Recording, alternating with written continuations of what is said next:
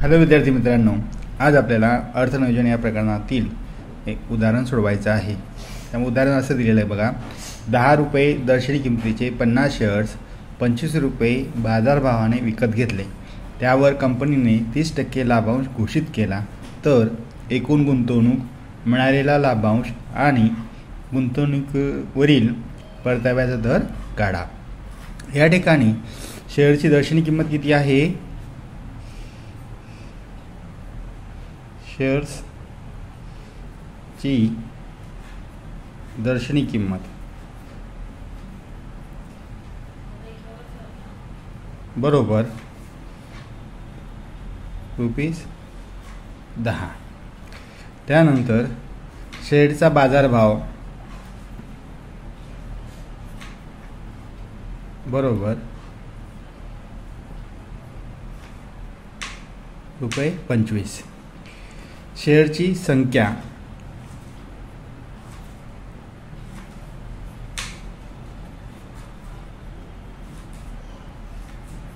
या ठिकाणी 50 शेअर्स 25 रुपये बाजारभावाने विकत घेतलेले आहेत आणि म्हणून शेअरची संख्या 50।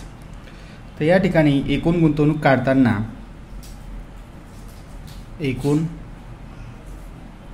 गुंतवणूक बरोबर शेअरची संख्या गुणिला बाजारभाव। तर बाजारभाव इथे किती आहे? 25 आणि शेअरची संख्या 50। दोघांचा गुणाकार केला तर ₹1250। आता दुसरा मुद्दा याच्यामध्ये एका शेअरवर मिळालेला लाभांश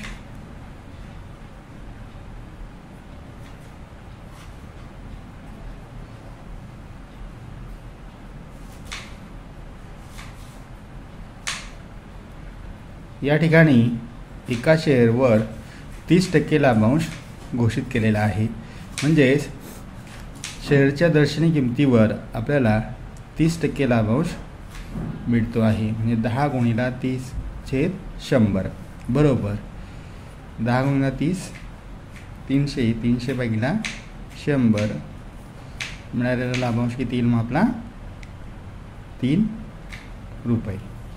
आता एका शेअरवर जो लाभांश आपल्याला मिळतो तो ₹3 आहे आणि म्हणून 50 शेअरवर मिळालेला एकूण लाभांश आपल्याला म्हणता येईल मिळालेला एकूण लाभांश, एकूण शेअर किती आहेत आपले? 50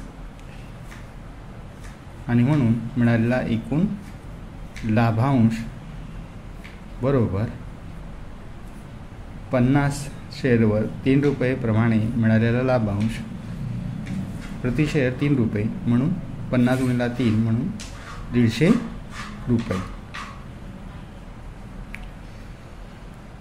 तर तिसरं उदाहरण सोडवायचं, त्याच्यातलं आपल्याला परताव्याचा दर।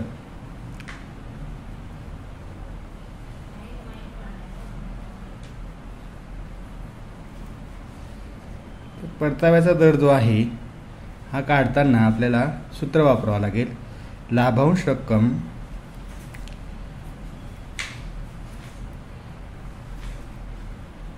भागिला एकूण गुंतवणूक रक्कम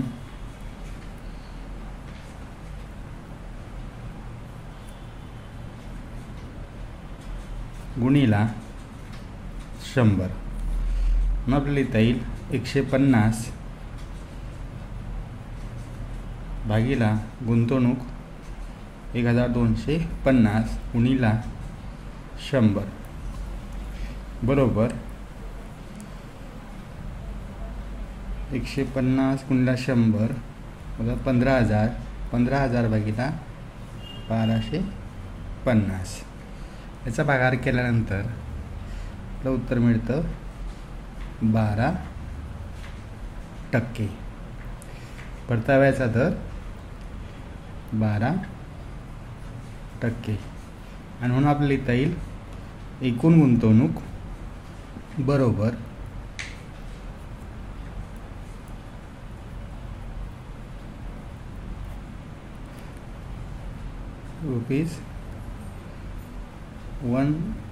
₹1,250 नंतर मिळालेला लाभांश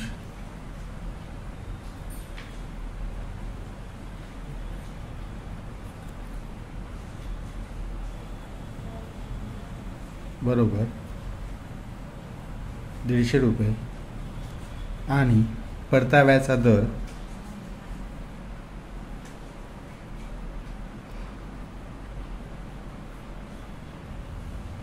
बरोबर 12%.